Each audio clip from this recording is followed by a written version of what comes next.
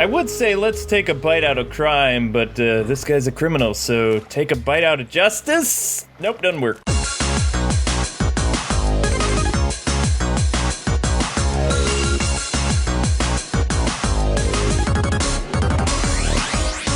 Hey, what's happening, gamers? I'm Kwing, and welcome to our Let's Play channel. Today we're going back to the Squad DLC and looking at King Shark, mostly because I'm drowning in taxes, chink. And, well, this guy, he's quick. Alright, so King Shark is a big figure. He can smash stuff, and, well, he's a fish, so that means he can swim. If he couldn't, it'd be kind of embarrassing.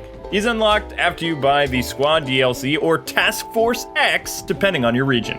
He was born in Hawaii, and this guy is half human, half shark. So he's a shark human. His dad was named Shark God, and he's supposed to be some type of sea deity. Though some like to think that he's actually the product of a really bad mutation.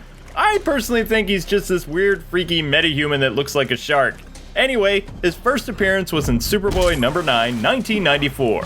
Like Jaws, King Shark 2 is responsible for many missing beach people. That is until Superboy moves on his turf and then steals his thunder and menu. You know, because Superboy moves to Miami to be with Tanya Moon. See my Superboy lore video for more details. I don't really like talking about King Shark and his origin because I don't like Jaws. Jaws eats people. I'm people.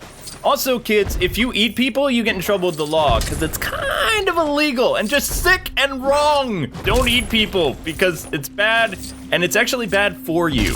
Because of King Shark's poor eating habits, it eventually lands him in jail, where people who eat people end up.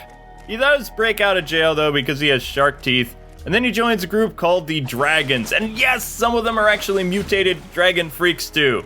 All you need to know, Superboy kicks all their butts though and sends Jaws wannabe back to sea, where the guy's actually pretty happy being in the ocean. You know, all that salt water and stuff. For whatever reason though, and because the writers are like, hey, let's use that Jaws guy again, King Shark joins Manchester Black's team of bad guys in Metropolis during a Superman story ending battle or something, I forget. All you need to know about this is Superman doesn't like Shark Week on the Discovery Channel. So when he meets King Shark, he shatters all his teeth with just one punch. Though oddly enough, in some other issues, King's teeth grow back because of reasons. For the most part, this guy had very little dialogue in the comic books because sharks don't talk. It makes sense. That is until I run in with Aquaman 2 during the Sword of Atlantis arc. He then becomes a chatty shark, which is just kind of weird. But then again, there's talking gorillas in the DC universe, except Grodd is more intelligent than King Shark. Okay, so he basically gets established as a Aquaman or sea villain, more or less, which makes sense because he's a shark. During the events of 1 year later, you know where I talked about how Arthur turned into this mutant known as the Dweller? Yeah, that. Go watch the Aquaman lore. He gets a bodyguard named King Shark to watch over him, on the orders of the Shark God, who, in this retelling of Shark Man or Shark King, whatever, his origin, he respects the original Aquaman for some reason. So the Dweller asks King Shark to watch over Aquaman 2 because, you know, he needs to train the guy because he's not very good at being a hero.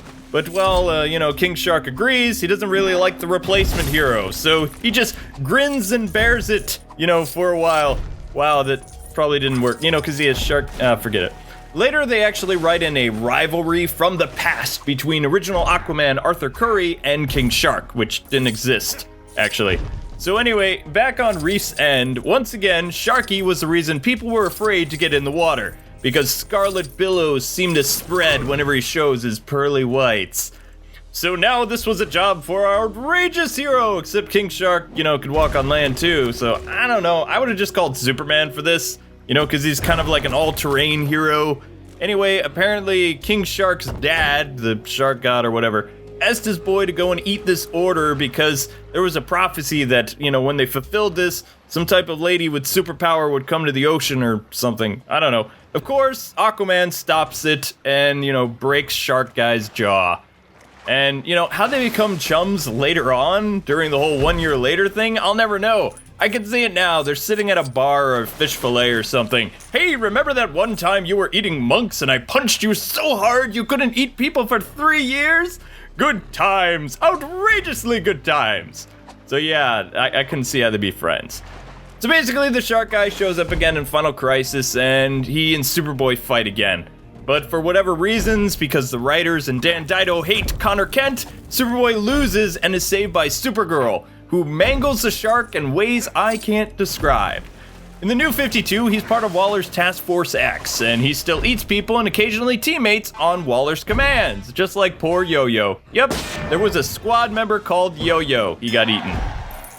King Shark is last seen as part of the crime syndicate's lackeys who actually joined up with them during the Forever Evil invasion, and he works for them, and I don't really care about the New 52 anymore.